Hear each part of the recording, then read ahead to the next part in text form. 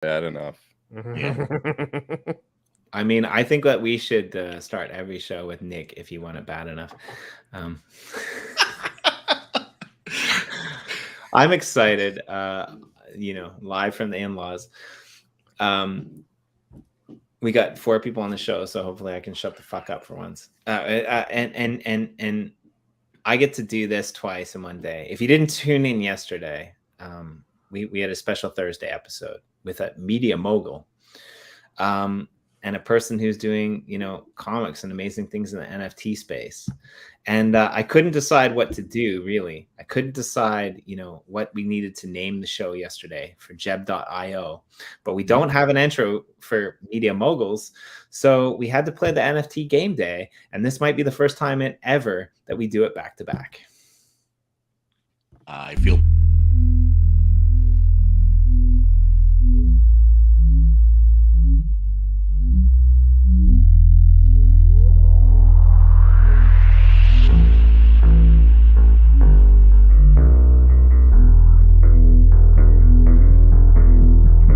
I'm not the bubble.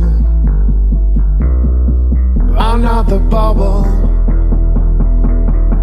I'm not the bubble. I'm not the bubble. I'm not the bubble. I'm not the bubble.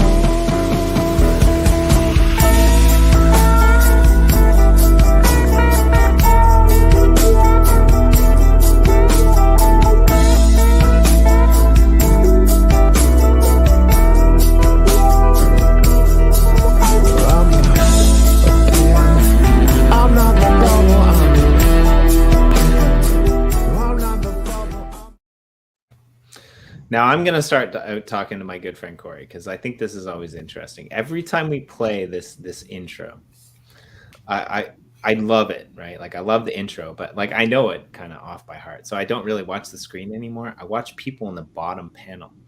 And it's fun because like when I'm watching Nick, he's like, he's seen it a few times. He's bopping around, right? Like David, he's stroking his chin. He's thinking. But yesterday when KMO was on for Jeb.io, it was hilarious because that first rocket that explodes, he just broke out into laughter. Nice. It was so good. Welcome to NFT Dame Gay. Dame Gay. What? Hey, it's Florida. I'm actually not allowed to say gay anymore because the people who are running this state are fucking clown assholes. Hey, seriously? Mm-hmm. Yeah. What? Wait, I didn't mean about the clown asshole. Not even joking. There's a bill in the Florida Senate right now that would ban people from saying gay in schools and other shit. Like it's like, wow. Yeah. Yeah. So in other words, if you were to say gay like 20 times on the air right now, you could be thrown in jail 20 times. I don't know about that, but gay people are fucking rad. Fuck you, gay. So basically, any literature that was pre-20th century is banned. Yeah, exactly. They're just gonna ban all the books. Yes. They're doing that. Anyway, sorry about making that. No problem. But to stand in solidarity with my Florida brethren. Gay. Fuck you, Florida. Get on the goddamn bandwagon. Some of my best friends are lesbians and gays, so dude, just like. It's like the only Republican I've ever seen who is even like remotely sane on this was Dick Cheney of all people, and it's because his daughter's gay. Exactly. Right? So like, as long as they're not affected by it, they can walk all over anybody they want. It's like a party trait. It's pretty fucked up. It's interesting because I was thinking about recently how progressive Florida was, but that took everything that we had back a couple notches. Anyway. Yeah.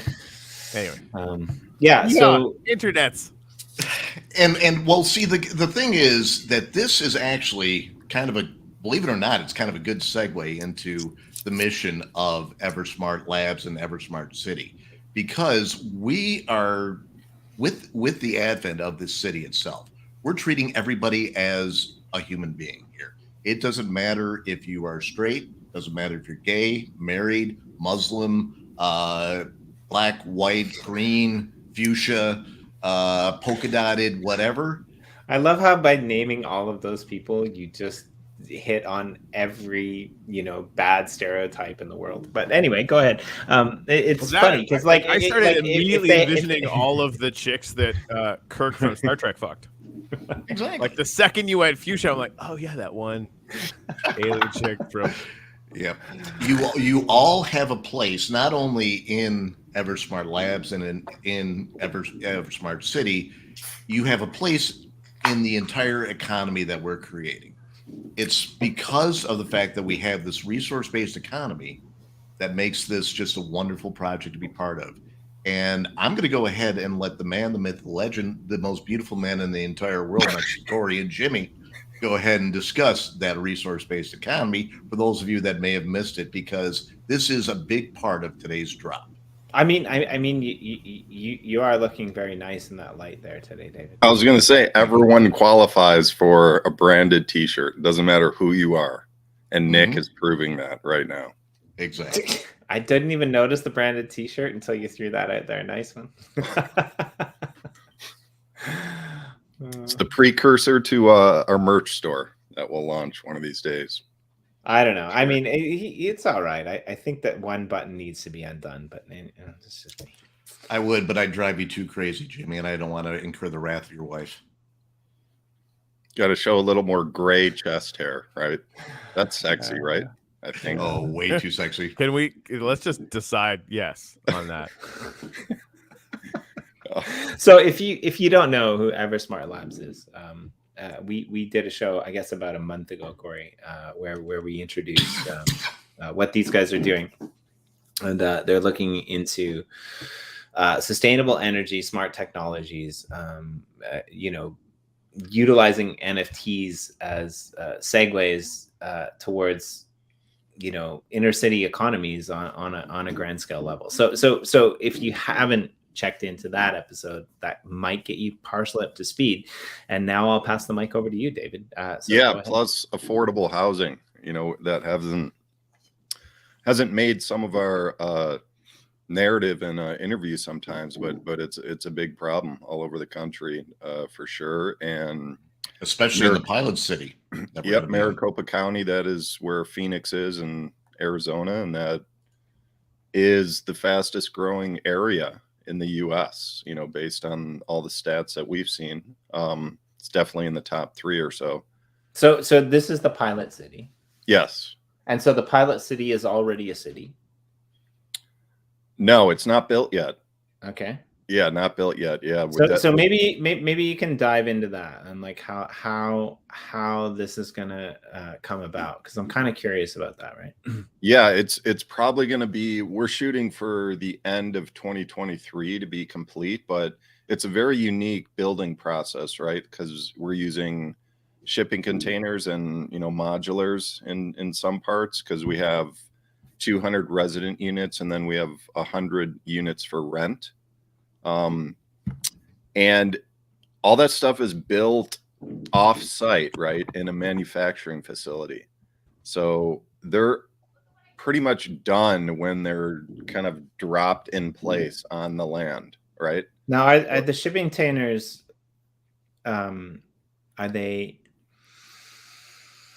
Yeah, so I guess that's what's curious, because you have a difference between prefab housing and shipping containers. So when the shipping containers come into the site, are they already reformed? Like, do the insides already exist? Are the windows already in place, or are they dropped into the site and then reformed on site by local people? There's one facility in between that, right? So we're getting the shipping containers from multiple places, and then we have them shipped to a manufacturing facility. That's where the fabrication is done, and the windows and the plumbing and all that stuff. And then once that's done, those are basically dropped into place on site. That's cool. So it's kind of like a evolution of prefab housing where they take prefab parts and they build a house on site, but instead of doing that, you're reforming a shipping container to be able to do that. Absolutely. Does that make sense?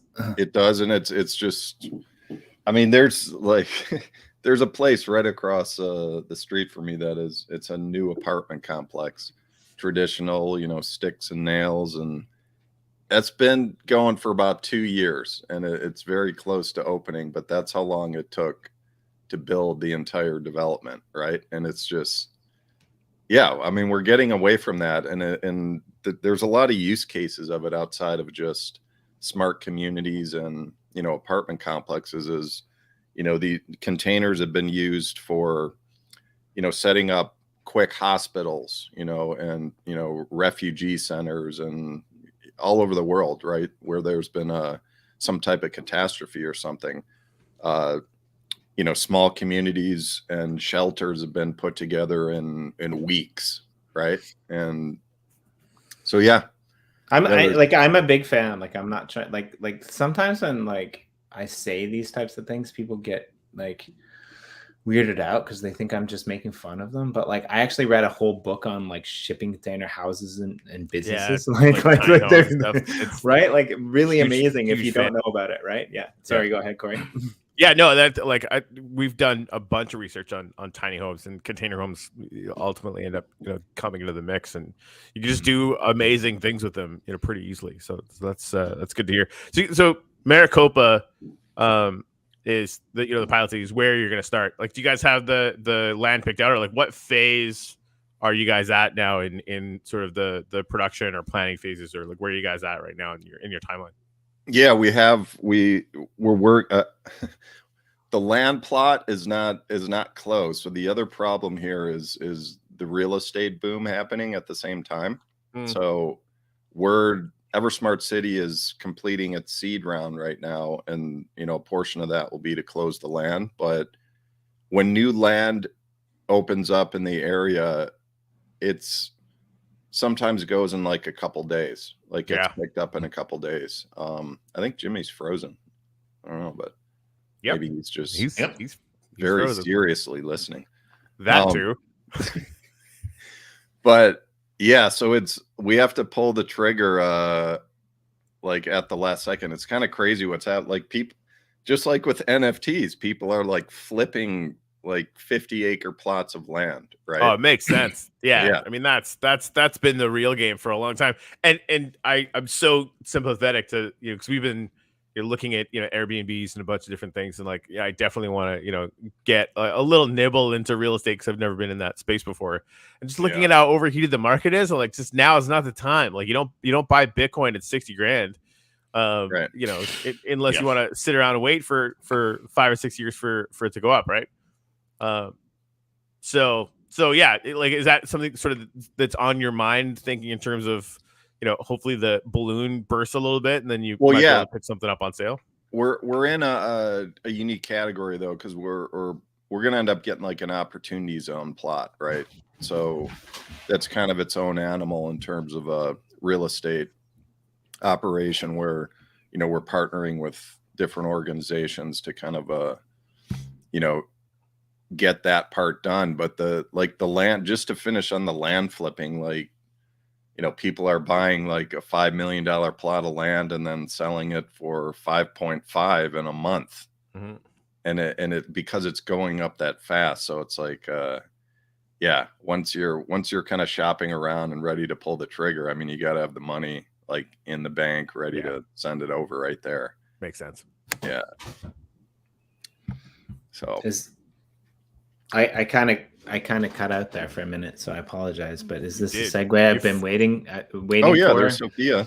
So shipping containers last a minimum of 100 years. They're weatherproof. They can withstand hurricanes, tornadoes, earthquakes, and fires. I mean, are they waterproof? Because like, if you put a shipping container on a boat and it sank, could you live there for 100 years? Because that sounds like a world that I want to live in.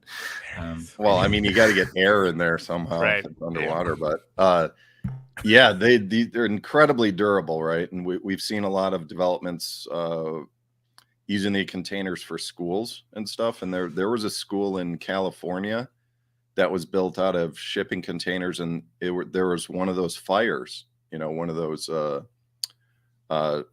spreading, you know, wildfires like in the hills right behind the school, and then it went right up to the school and past it. And after it dissipated, the school was totally fine. Like there was just a couple burn marks like on some of the walls, and it didn't even damage anything inside of it. And And I think there's a lot of misconceptions about like container homes. Maybe some people think they're like cheap or something, or cheap looking. They're beautiful. Mhm. And it's like they're soundproof, and they're, it's good airflow, and in many cases they're just the skeleton of the construction, and you Right. put hempcrete or whatever type of siding you want on the outside, and you can't even tell it's a container on. Yeah, as some the people skeleton. some people are turned off by the linear aspect of it. But if you get somebody that's good at developing these things, you can take that linear aspect and it can be hidden so well by like a roof line or something like that. But because you have a shipping container that is, certain dimensions, rectangles, tall and all that stuff, some people are just like, oh my God, this looks like something that a Lego put together. But you get somebody that actually knows what they're doing, it can look like a regular house or a regular business. And like, if you ever have the chance to go to New Zealand, do it and walk around in a few of the cities there. And shipping containers are a big part of the both commerce environment, but also like the permaculture environment. The beautiful thing about shipping containers is they're built at almost the exact dimension to skirt the size regulations for taxes. And what true entrepreneurs that don't want to pay taxes do in New Zealand is they line a bunch of shipping containers up side by side, and they have the eaves like overlap but don't actually touch of the shipping containers, and they don't have to pay taxes on a big house because all of the rooms in their house are below the dimensions of what you would actually have to pay property tax on. Yeah. It's a really interesting way to be a proper libertarian instead of just saying I don't pay taxes, right? Like Exactly. It's easily transported too. They fit like easily on railroad, as a because of the shipping, because of the nature. It was Right. a shipping container before. Hey Corey, imagine. I mean, I know you really want a boat, but maybe we should just live in shipping containers. And then when you want to come visit me in Canada, or when I want to visit you in we just put our shipping container on a train, and then like we live beside each other for a month out of the year.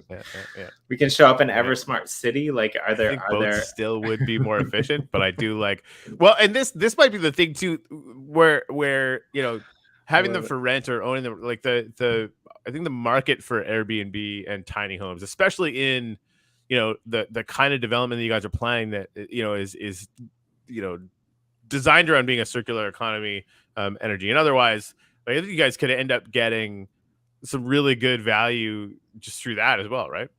Yeah, absolutely. Yeah, we're also starting to piece together like a swap program, because the way it's zoned, technically you can actually pick up your entire home with a crane and move it to your own land or do whatever you want with it. But I don't think many people will do that.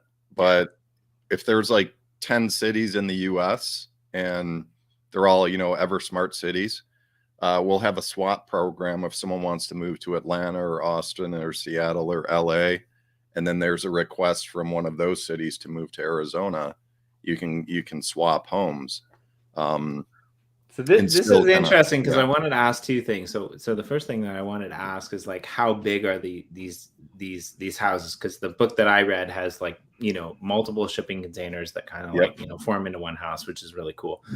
But the second thing, Corey, you remember one of the first episodes that we had Austin Linney on? He was talking about his kind of ideal house where 5 people would go in, they would buy a 5-bedroom house, and they would all have their own key to their own bedroom, and then they would take their furniture into the bedroom, and the only time that they would bring it out was when they were living there. And it's like almost like a level up from that. You'd be able to pick your shipping container up and move it to a new city. He talks to too many rich people that have like servants, basically, because the last thing in the universe I'm gonna do is move my furniture all over the place every time I go to my freaking part-time house. Like, that's just, he's crazy. But now, I mean, like, but it's interesting. But brought that up because people are actually doing it, city to city, right? Like, go ahead. Sorry. People are actually doing it. You're right. Yeah, versions of that is why the idea was in his head. Like, it makes absolutely no fucking sense to me, but who fucking cares what I think? Yeah, the size is surprising, Jimmy. It's and if Sophia's watching, she could correct me if I'm wrong, because this is not my area of the business. But I believe the units go from like 680 square feet all the way up to like 4,000 square feet, and the bigger units are let's say you have like 3 shipping containers kind of lined side by side, you would remove kind of the inner walls. So basically just the outer shell is kind of the structure there.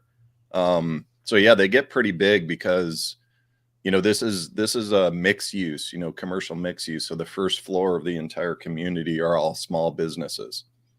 And that first floor is, built with, I believe we're using hempcrete on that first floor. That's not actually a shipping container, but everything above it are the containers. And then everything above it is actually the home where the people live. And then they work on the first floor, or we rent it out to a different business if they don't have one. So, yeah. Right. And that once again goes with the fact that something that you two here have instilled in me and pretty much a lot of people in this Web3 is the fact that, it's not just about saving the earth and stuff like that. It's about building a community through all this, because if you don't have the community, we've got all the resources and stuff, and, we'll just wind up wasting it again because we can't go anywhere with it. So through the use of, the stores on the bottom, through the collaboration that we will be building with local farms and local, dry cleaners and all that kind of stuff, we're building an economy based on, community, based on kindness, based on the fact that we want to see everybody succeed here. So that is how we are going to grow the economy, not for us and not to line our wallets, but to help line your wallets. Well, so just, as a little bit of an aside, for the comment that Sophia put on the bottom, this is really interesting to me because as your family grows, you could definitely add on things, but as your income or your ability grows, you could add on things too, right? Like you no longer need to buy a new fridge or renovate your apartment. You can pick up your whole kitchen and you can move in something else. You could buy a secondhand kitchen and you could put it in there, right? And so this actually fascinates me, like beyond blockchain, like beyond anything that I knew of blockchain. This is why, this topic is interesting to me. So I'm kind of interested because, I want to know how. I know a little bit, but I want to know how the NFTs and the blockchain ecosystem plugs into the smart economy. Like, I think that everyone probably over the course of the last 10 minutes, if you haven't figured it out, then you should probably rewatch this back, because I think that was a really good detailed introduction on why this matters in the sustainability, moving forward, not wasting resources perspective. But how is this different? How do you guys plug into the crypto blockchain NFT economy space to do that? If we could maybe move on to that. Yeah, I'll start with the resident perspective. So when you buy a home and you move in, you are gifted a resident NFT, right? And those NFTs will have the highest mining power of all the NFT series we're launching, peripherally or, with other brands and everything. So we're aligned with a nonprofit that is building a staking platform and minting a token that is earned by staking all these NFTs. And that token is supported by the economy of EverSmart City, right? So it's like all the resources that are generated, natural gas, carbon fiber, hydrogen, and obviously solar. All those resources are either used or sold, and revenue pools are set aside to support the token economy. Buyback programs are legal. I pushed all of our lawyers on that as far as I can go. I said, can revenue from those pools be used to buy back the token? And it's not a problem. It's no problem. People can do that. Companies can do whatever they want with the revenue they earn on site. Right. And so just to kind of make a direct attachment to the vision of EverSmart, period, is the better we are at being better humans to the earth, the more that resource pool grows. because if we use energy conservatively, if we go ahead and make sure that we're putting the trash in the trash, putting the recycles in the recycling, all that stuff amounts to more energy, more of everything that is able to be used and to be able to put back into this resource-based economy. Right. And the resident, once you move in, you have this NFT, you stake it, you're earning tokens. The utility of that token is going to be growing exponentially over time as we continue. As basically, David, you back? Oh yeah, what happened? Yeah, you get snapped off for a Jimmy, second. did you just do that? I might have just done that by mistake. Sorry. You're so fucking fired. I'm really sorry. We're just getting ready to do gratitudes, and I was like, "Why did he pop off?" And the only two people that could do that are me and Jimmy, and I didn't do it. So like, what the fuck? Sorry. Sorry, what were you saying, David? Oh, so basically, like the resident, when they buy their home, they walk into, this passive income stream in a sense, right? Where the token that they're earning, they can use it in all the small businesses on the first floor in the city, right? Mm-hmm. So it's going to be a medium of exchange within the smart city. But there's so much more with it. It's going to be access tokens to virtual worlds, the stuff that we talked about last time. But that's the resident side, right? So it's what's kind of interesting is that by gifting resident NFTs, it kind of increases the value of their home, because whoever's living in that home gets that resident NFT that is they're staking and earning tokens with and everything. And then obviously the value of the network and the NFTs and the tokens and everything that theoretically grows just by building more cities. And that I always remind people in that article that we wrote on our website about sustainable gamification, which is the growth of this economy is not reliant on users. That's one of the biggest points we can make in all of this. It's like almost every token economy out there it's driven by speculation and user base, which may grow and it may shrink. It's like you don't really know how it's going to pan out.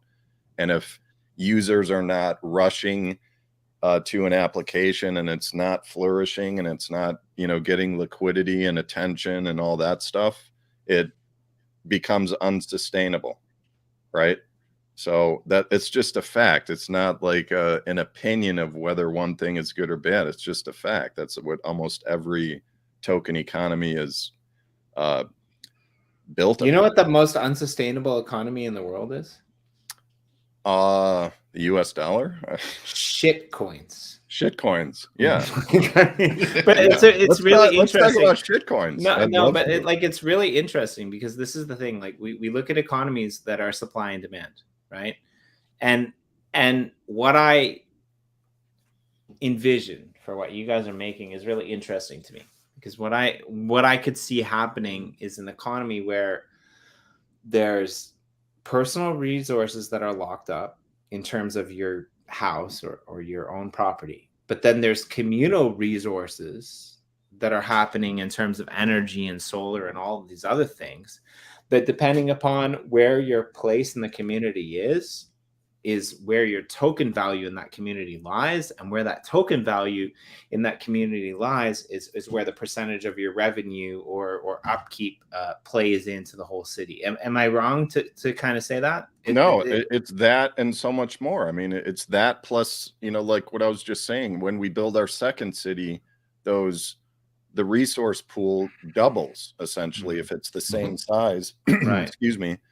And then the third and the fourth, and then we're also partnering with, excuse me, hotels and hemp farms and like schools and casinos. Like it doesn't even matter as long as we can add green technology to it and run the equipment.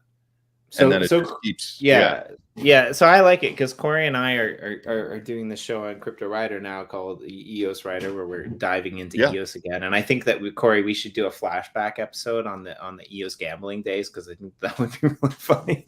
But like those, like you know, like it's really interesting, and I think there's a really good power play. You know, when you guys get in sync with all of this together, you know. To be able to actually make a really good use case for a multi, how do I say this? A multi-value token, as opposed to just one that's speculated upon. Now, I have a devil's advocate position here, which my permaculture instructor told me to fuck off and build a model for change, or come back to the table. Yeah. Right? But it's really interesting. So I'm grateful for.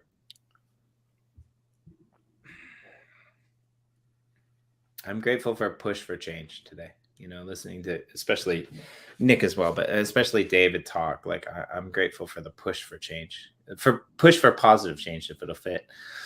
Actually, because I think it'll. I think it's necessary, and you know, like, you know, you're not wrong, David. Like some of the things that we're looking at in the world are really messed up, but what's interesting to me is the crypto space, the blockchain space moves so fast. And Corey and I have the pleasure of doing the show every single day.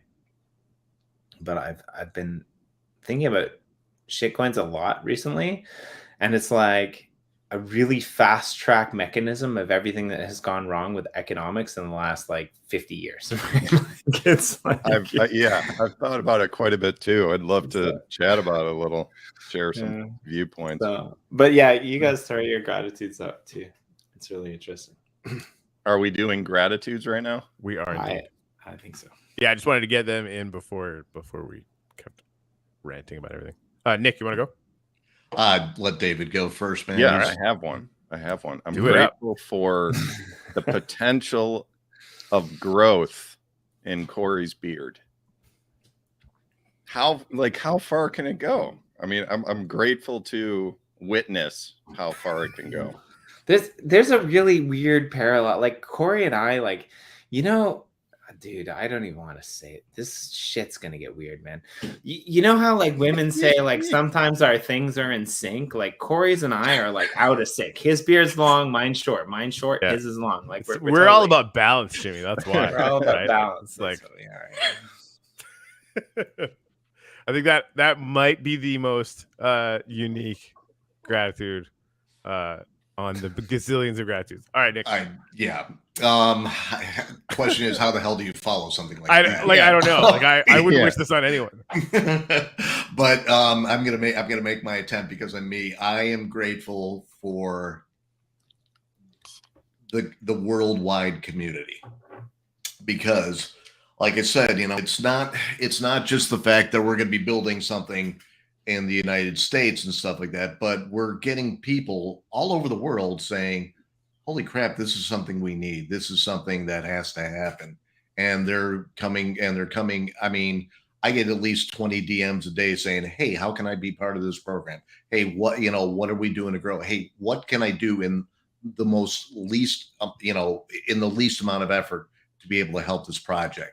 That makes me happy. That makes me know that we're connected to something that is not only going to be good for us and stuff like that, but it's going to be good for healing the world itself. I mean, we've been sitting there, we've been running so long through the old paradigm of, you know, corporation, gotta have a corporation, it's going to be good, you know, and now we're going ahead and we're giving the power back to everybody to be able to, you know, get a piece of the pie and stuff like that. That makes me just so happy. All right, I just threw up that video thing. I think you guys had a link for your Discord in there too. I'll share that in the comments if anybody wants to hop into your Discord action. Yeah. And Corey, your gratitude for the day was? I think we might have missed that. Yeah, I put it up while I was waiting to get in there. I'm grateful for one quiet breath. Amen. Amen. I've never heard them, but they must sound great. It's funny because it's quiet. The quietest breath sometimes contains the most voices, because it's through that breath that you sit there and you realize, okay, this is where we need to be. This is what I need to have happen. This is something that is going to calm me and center me. So it's very hard appropriate. to get, yeah. And then the dog barking in the background. Exactly. I'm intrigued by this. I'm gonna. So I want to empower everybody, but I also want to empower my friends. And my only thing with this is, how do we, because this has always been a struggle for me, and this is beyond blockchain, right? And this is kind of what helped me understand blockchain. And I actually wrote an article based off of this when I was working for EOSIO back in the days. But one of the concepts with permaculture is, how do we get people to actually care about the environment that they live in? How do we actually get people to care about the energy that they're using? How do we actually get people to, put their ideologies behind what they say is important to them? And this is a big thing for me, again, beyond blockchain, just in the environmental aspect, because we've got, so much blockchain technology that is based on wasting resource energy. And we're saying, like, sorry, you have the answer? Okay, the answer go for it, right? Is to show people that it's actually more lucrative to build this way, because Exactly. that, unfortunately, that's what kind of really reaches a lot of people. It's okay, again, this is why I got thrown out of fucking permaculture school the first time. And then why? I came back. But again, like, how do we compete against mass incentivized, Well, that's old world economy, right? That's exactly what he's saying, right? Like Yeah. the technology is getting good enough now that if deployed correctly, okay, fair enough. Yeah, it will make more deployment, money. yeah. That incentive Yeah. structure will hold. It just needs to be proven, right? It's like Elon Musk crushed this with Tesla, right? Yeah, fair Like enough. everyone's like, oh, electric cars, they're not going to work. It's like been voted the best car on the planet every year for, I don't know, since it came out or whatever, right? He just made a better mousetrap. So instead of like trying to fight against, like how many times we talk about this, instead of trying to fight against, fight with, and just overtake them. Yeah, right. And then like, the federal cell phones didn't have to fight with landlines, right? And like NFTs aren't going to have to fight with, whatever dumb shit came before NFTs. Yeah, and I'm like, to be fair, like, I'm not looking at it from a perspective of being argumentative. I'm looking at it like more of a like marketing perspective, right? And like, right, Corey, exactly if you remember, like when the NFT when the Super Bowl Larry David like thing came out, and we watched that online, we're just like, yeah, that's some brilliant marketing, right? So how do we market things like this, right? Like, how do we market environmentalism? How do we market smart cities? How do we market NFTs? How do we market like all of this stuff? Like, that's what intrigues me, and I'm just going to shut the fuck up right now. But like that's what I'm interested in personally in my life. And I changed my underwear 3 times today because that's how excited I am. See now, Jimmy, here's the thing. If you do it right, you don't have to advertise at all. I'm going to go ahead and quote Thanos here. It's kind of weird for me to quote Thanos, the guy that eradicated half the universe, and multiverse here. But fine, I'll do it myself. Get the balls to sit there and go ahead and start a project. Yeah. Start the project. Build a good community. When you build a good community, the community will follow you. And you have to make sure that you always remember the community. You can sit there and you can make money hand over fist, but what good is it going to do sitting in your pockets alone? If you can enrich the community, you can enrich the world. So David and Sophia and myself, we did the Thanos thing, and we're saying, fine, we'll do it ourselves. And there's a lot of people that are coming out and they're like, oh, this is a non-project, it won't work, this green stuff is so played out, it's so hackneyed, blah blah blah blah blah. Fine, go ahead, sit there, wait. Don't Actually, don't buy I in. would I would disagree with that, because I've had conversations with other people who are looking at green technologies, especially in the EOSIO space, and I think it's a really interesting place to be, and Yes. I think what you guys are doing is super interesting as well. I think the only problem, and I'm going to be honest here, the only problem that I can see with your project is you want us to wait till 2023. And like, I don't want to wait till tomorrow because I'm in crypto. Exactly. We'll see. Here's so I'm hoping that today, because Yep. I know you guys have got some announcements coming up. So I'm hoping today that you can give us a little bit of a timeline, because you guys are dropping your founders NFTs, which is Yep. really cool. I think they're going out live tonight at 8 p.m. Yes, 8 p.m. Eastern.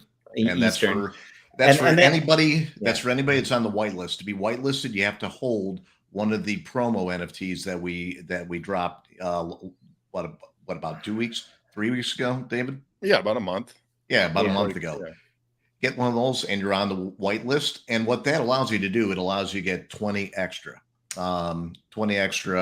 things, and you get to go 1 hour ahead of the public. Now, here's the see. I like it. 1 hour yeah. is great. That's actually kind of perfect, to be honest. But yeah. Now here's the other thing. So you said we can't wait till 2023. Guess what? no, I didn't mean that in a negative way. No. I want to know what's I- coming up next, right? yeah, Like, you guys are yeah, always dropping no, bombs.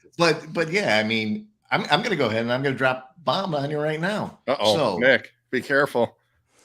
Trust me, I'm going to be as careful as I can, because I do not want to have the wrath of John, and I do not want to have the wrath of our lawyers. Yeah. So one of the next projects that we have has to deal with the military. There's going to be some form of memorabilia that we will have and we will capture. Can't really tell you what it is right now because the ink's not dried on a lot of these NDAs. So if I'm vague, I apologize to you. I apologize to everybody listening. But with every great project and stuff like that, there's always that damn legal component that we've got to do. I mean, trust me, I'd love to tell you everything that we've got in the coffers, but I have to be as vague as possible because there's NDAs and there's contractual obligations. So we've got the military thing to go ahead and do, and that's going to be something that's going to be not only beautiful, but it'll also tug at your heartstrings as well, just by the quality that it's done. We are also going to do some fun things. We're going to have some memorabilia from movies. We're going to have some memorabilia probably from some actors or actresses or something like that. Wink, wink, nudge, nudge, wink, wink, wink, wink, hint, hint. We are also going ahead and we're going to have some art that we're going to be putting up. We're going to be having some specific things with multinational corporations. We're going to be doing stuff with that. Okay, so I'm kind of excited about that, but what I'm more actually excited about is, how do I live without you? No. Like realization of the economy. No. How do I get involved with the community? Like, let's say I'm at a grassroots level.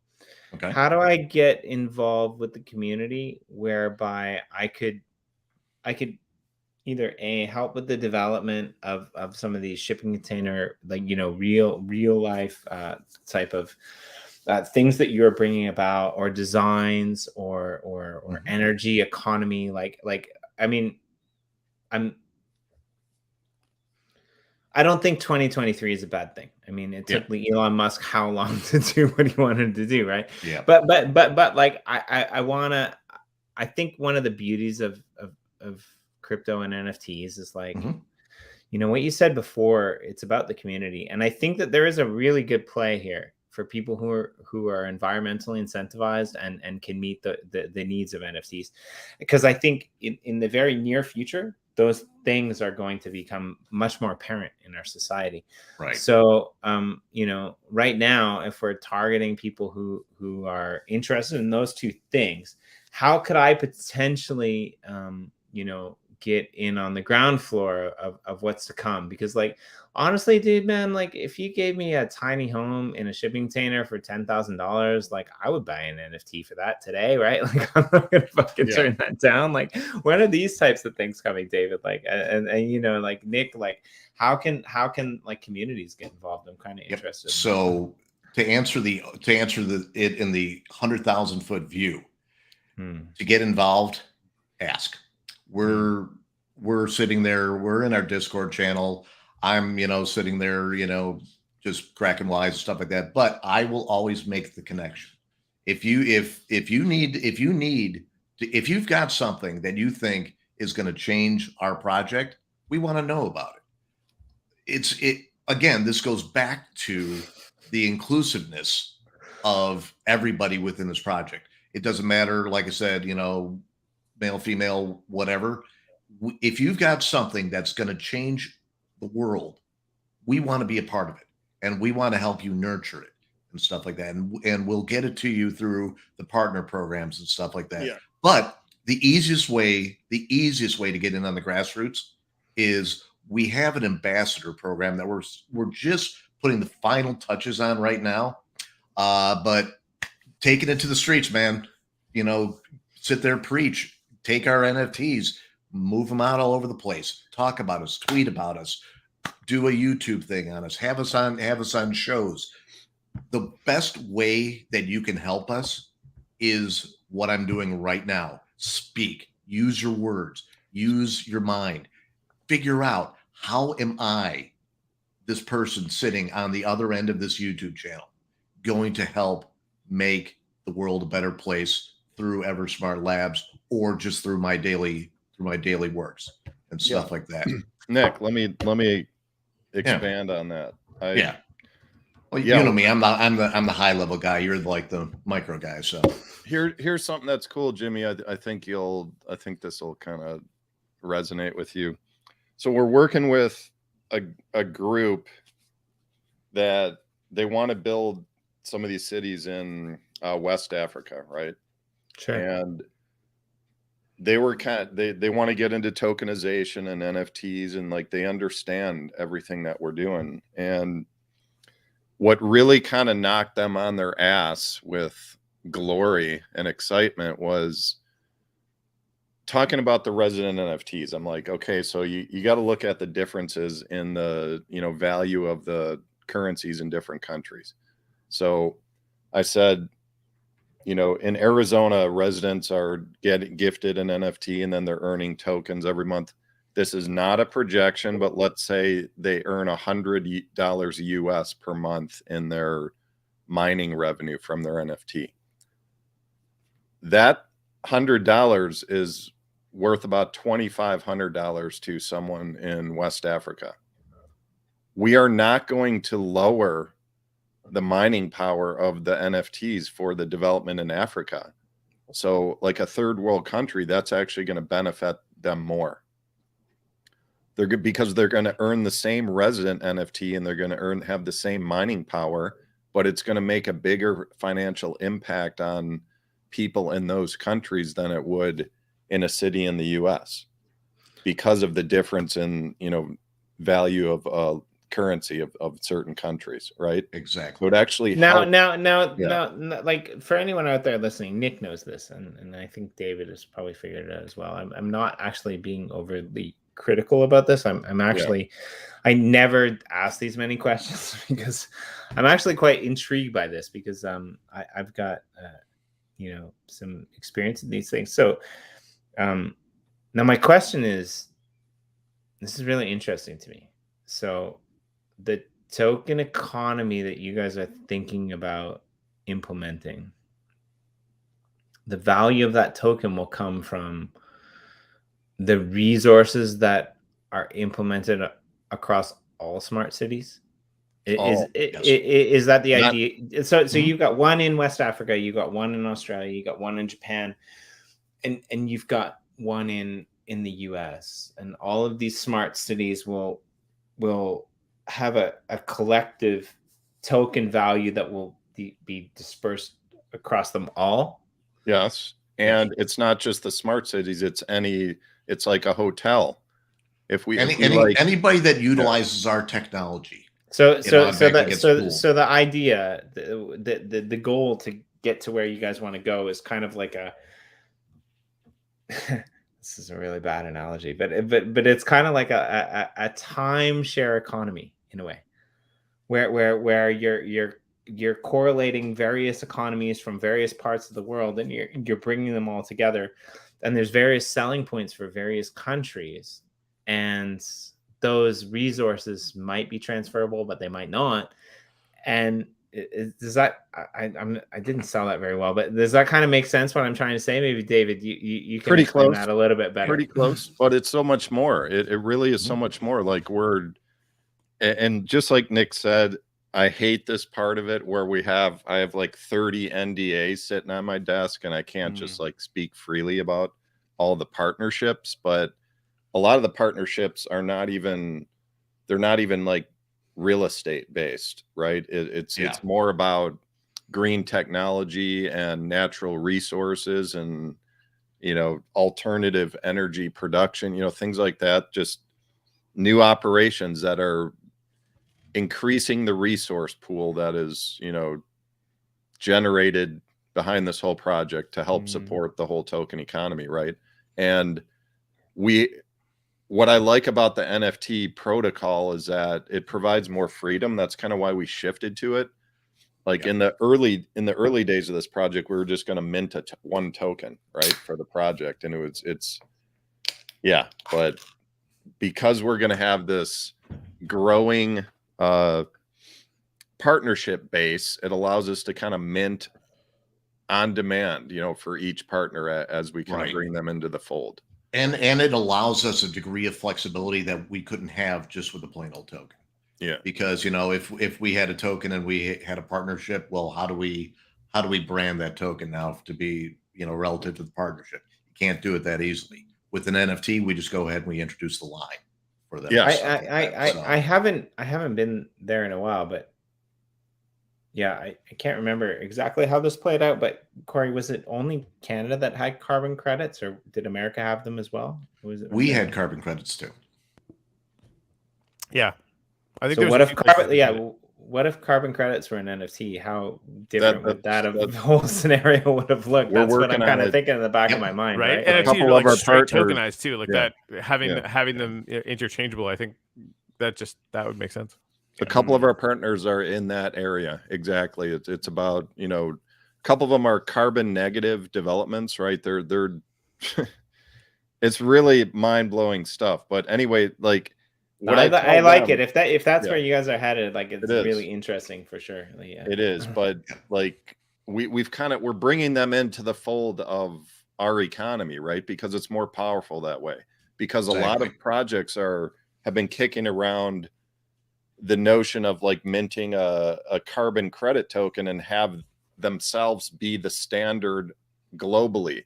But if there's 200 companies trying to do the same thing, it's like, it's not going to happen. Like, and they'll be fighting against each other. They're all fighting against each other, and it's cumbersome, and they're all tiny bubble economies, and it's very complicated, and it doesn't need to be that way. Right. So it's like, these companies, we have an aligned mission. We want to lower carbon footprint. We want to spread awareness of alternative energy usage.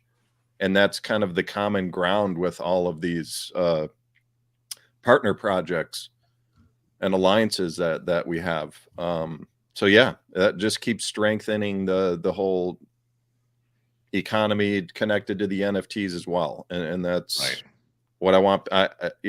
I'll just stop there. We're kind of encroaching on the bottom of the hour here and stuff. I mean, we could still go on and on and on, but I'm just going to go ahead and just kind of get to the meat and potatoes of today's drop. So today's drop. I think Roger's interested in that as well. Yeah. So I'm going to specifically state, this to Roger here. So today's drop, it doesn't matter if you've got the whitelist or not, you'll still get one of these Founders NFT. Any NFT we put out maybe with the exception of like one or two, will be stakeable on our platform. It will always have purpose. It will always have meaning. We're not going to abandon it. We love all of our projects here. So they're going to be stakeable. They are going to be able to earn mining powers. You name it, it's going to have some sort of purpose behind that NFT. Yeah, a nonprofit it's a nonprofit that's building the staking platform and minting the token, but we are aligned, part of a coalition with them. I dropped a link in the chat. I don't know if that's public or anything. Jimmy, we put it in. I got it, Jimmy. Yeah, so we just posted that this morning. That's the details of the Founders Key NFT, just all the technical details, a more expanded description of how the launch is going to go. So that'll answer a lot of questions, Roger. Right. So the other thing that you have to remember is that this is the key to tomorrow. It's not just a fun little marketing gimmick. It is literally the key to thinking about tomorrow. So with this NFT, you now are part of the early adopters. You're part of the people that believe in us. You're the part of the people that want us to survive. And to that, thank you, each and every one of you. Without your support, we would just, we would be just guys sitting on guys with an idea. That's it. Exactly. It's a key. The key will unlock the door to our world in the uplift. I mean, we got to talk about that for a couple minutes. Yeah, we're going to be building a lot of stuff in the uplift. Like, for instance, one of the first things that I want to do is that in gratitude. Is that we're going to be building it in gratitude. That's going to be where you guys are in gratitude, where right? I believe, and I'm going to talk with David about this a little bit more, and Sophia. I believe that we have the technology and we have the people that we can do a one-to-one type of thing. So if we start building a tower in the real life, we're going to build that tower in the uplift. So it's going to be the digital twin, right? The digital twin. We want to push the boundaries as far as we can in terms of connecting real world processes to what's built in, let's say, in the uplift world for now. Yeah, right? I like it. Yeah, even like connecting with Web3 and stuff. Hey, before I forget, I actually just saw this on Twitter for the end event that's going on right now.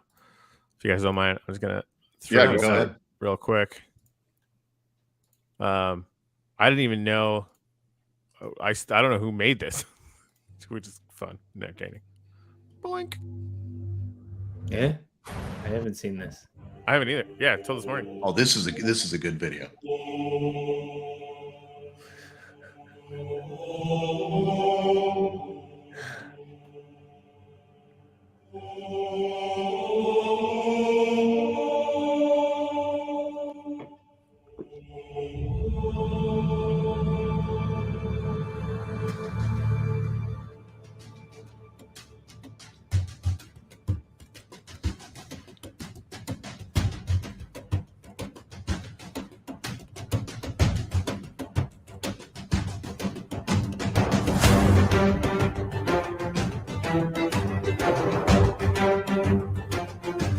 All right then. All right. What is going on there? Please, can you explain? So there's an event that we set up every once in a while in a part of the Minecraft game called The End, where everybody gets together and has to complete a whole bunch of stuff, and then it releases a dragon, and then you have to kill the dragon.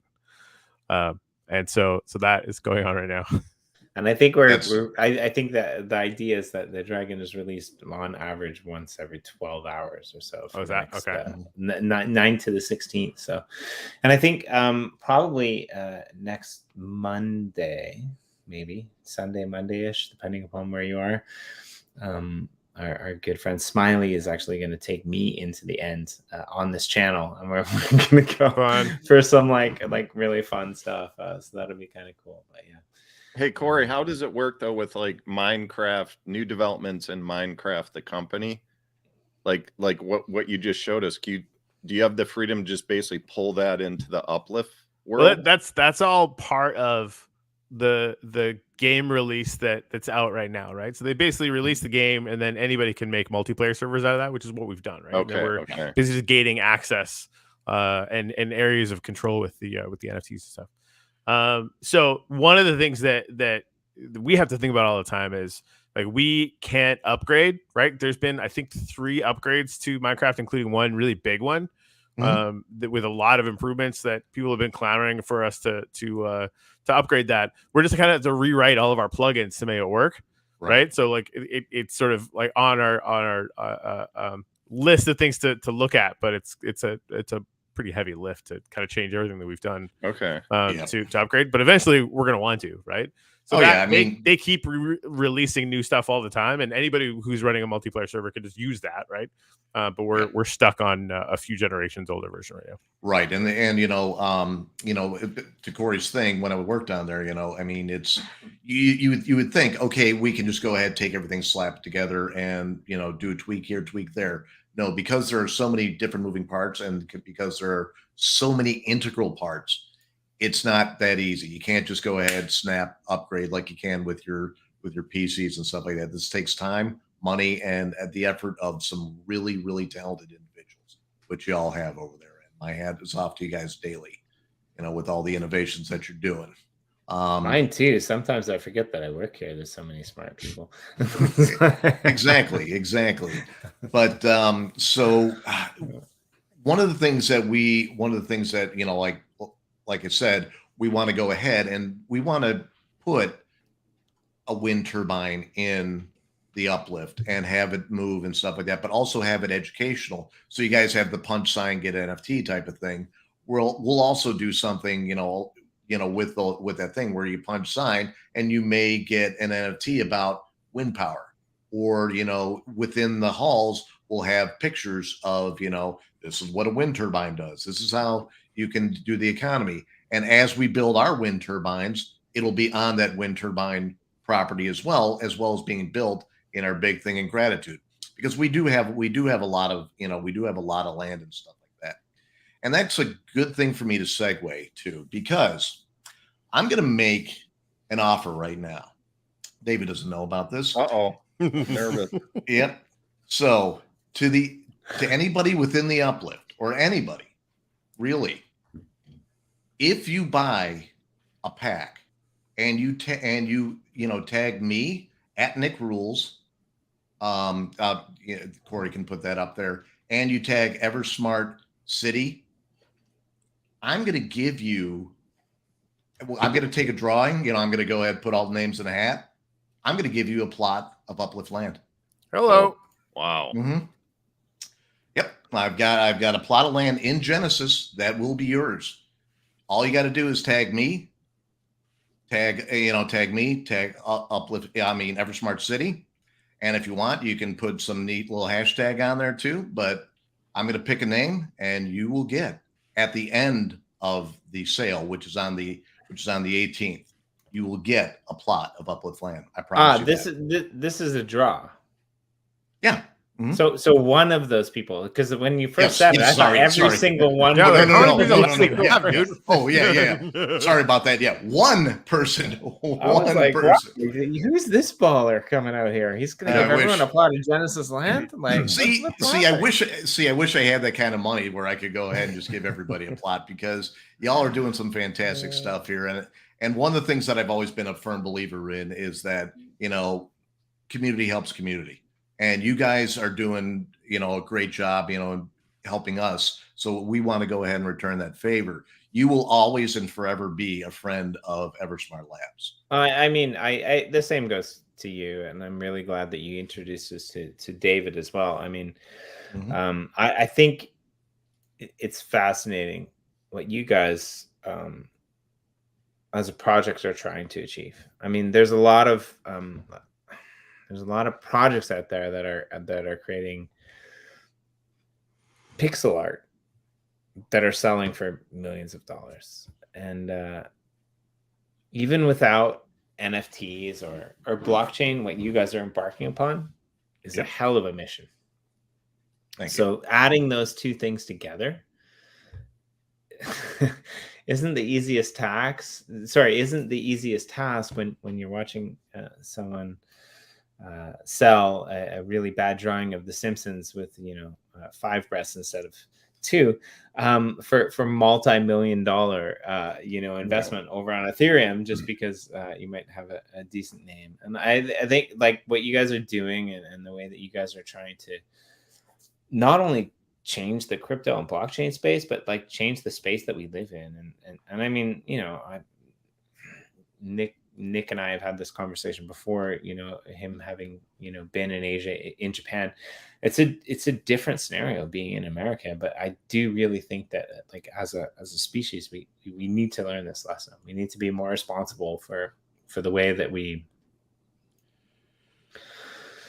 create a schema on Atomic Hub or Nifty Blocks, or even, like any of these platforms that allow you to create an NFT. And I mean, potentially in 3 or 4 years, you can create a print too. You can do the same schema. You can just name it differently. I mean, we don't get a second schema for our fucking planet.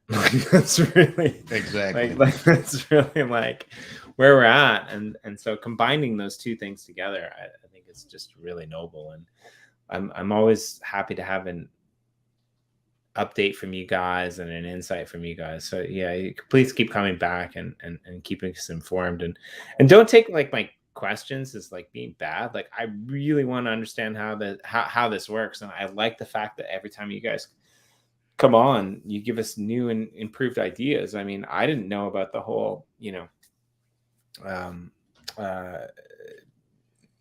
didn't know about the whole like being able to pick up train cars and move them from one location to another until today. Yeah. And so that's really interesting. So like I'm pretty excited to see where you guys head with this. And Jimmy, if there's one thing that anybody is going to learn, and one of the things I want everybody to take away today, number one, buy one of the Founders Keys. But number two is the fact that there is never an evil question or a bad question or a derogatory question that comes from that man's mouth. This guy right here is almost the equivalent of a Socrates today. He will sit there and he will question you, but the questions always have purpose, always have meaning, and they're always well meant. This guy is... It's funny. Usually these days I don't ask questions. I just tell people they're awesome or they're full of shit.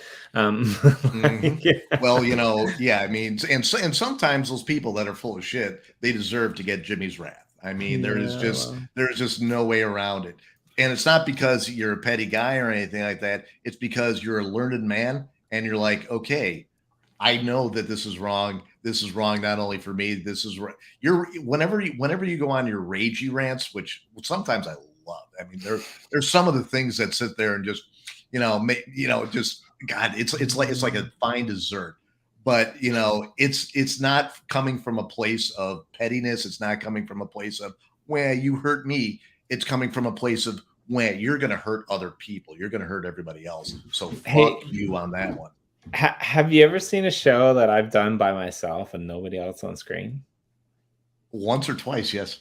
They always get deleted like 3 minutes after because Corey's not there to help me. There it's good, but if Corey's not there, it's like my rants and raves, like they turn into it's like that dull spark that comes out of a fire. It's like there's nobody to fuel my fire. It doesn't work. Exactly. Oh, buddy. But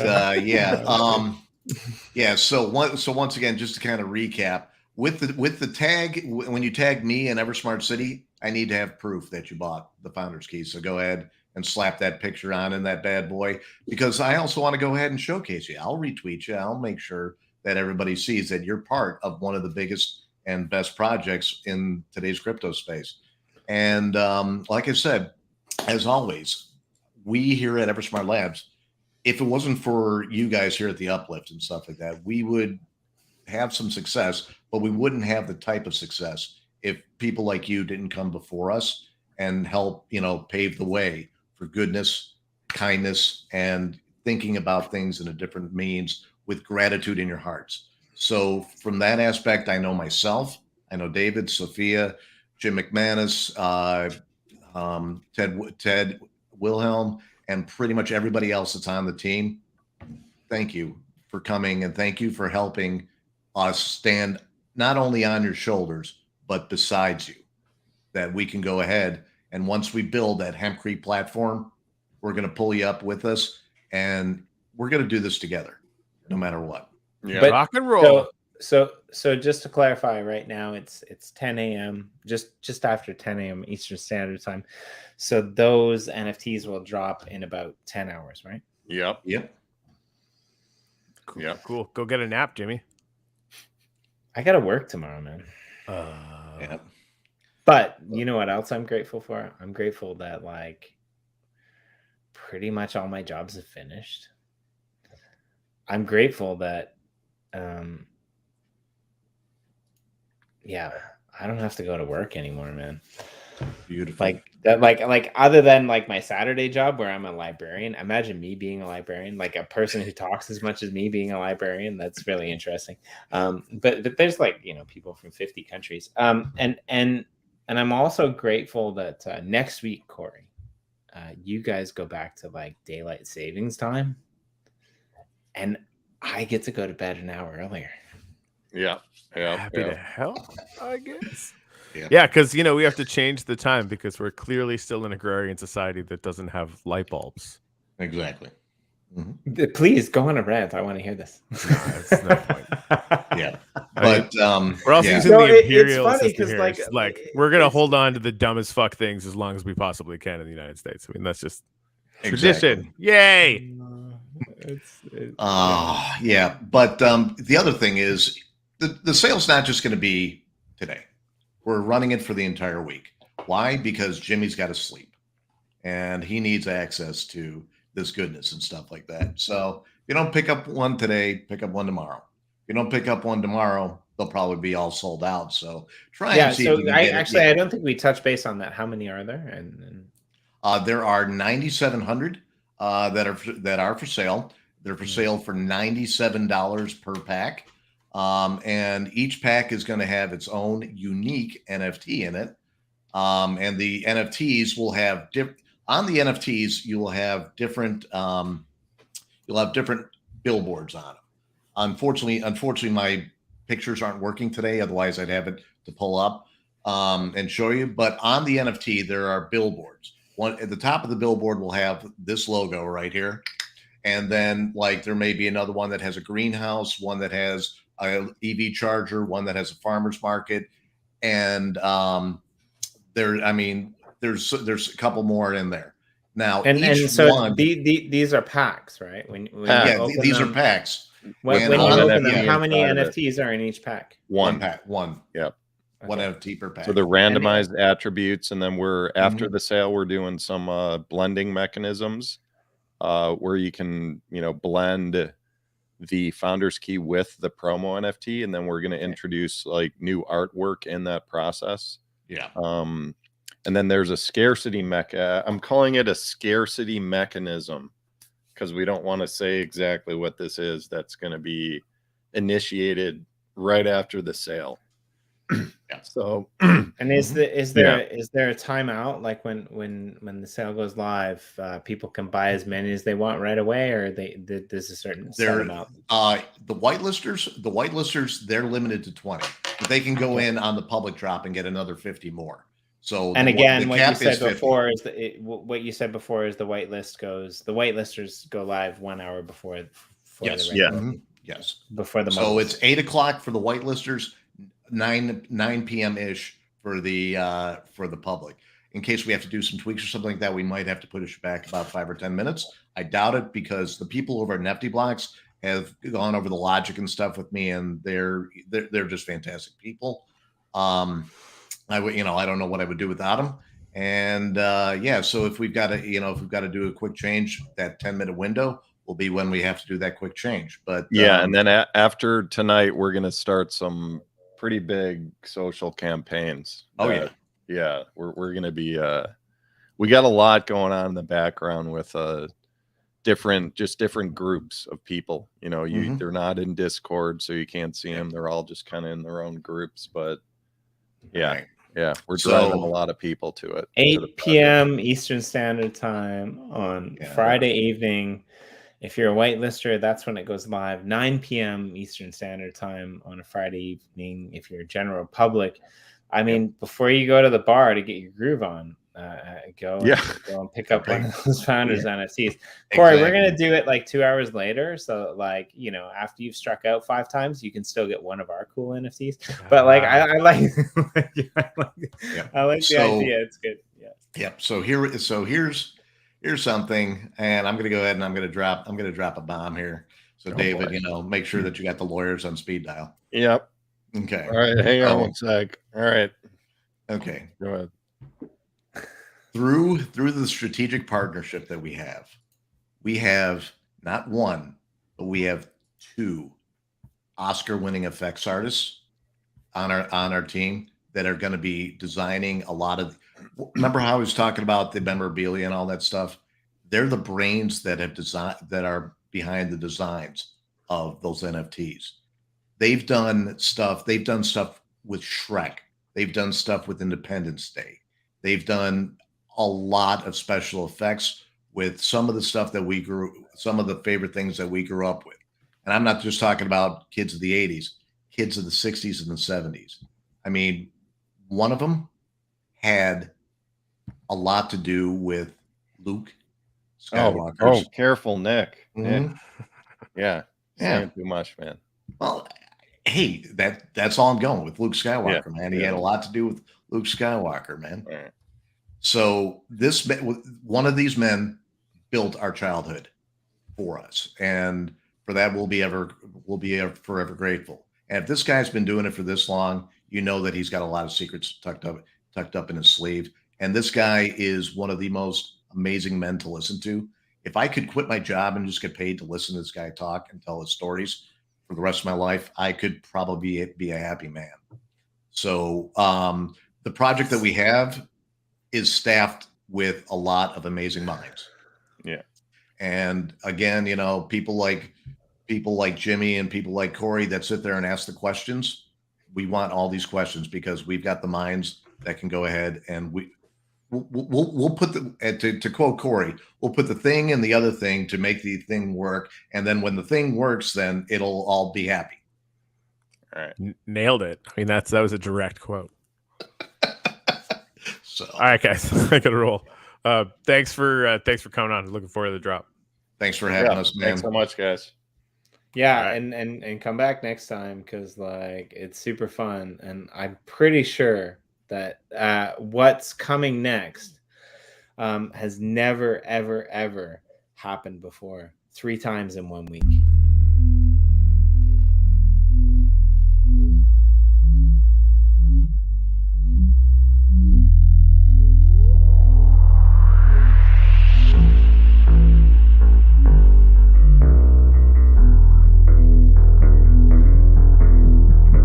I'm not the bubble.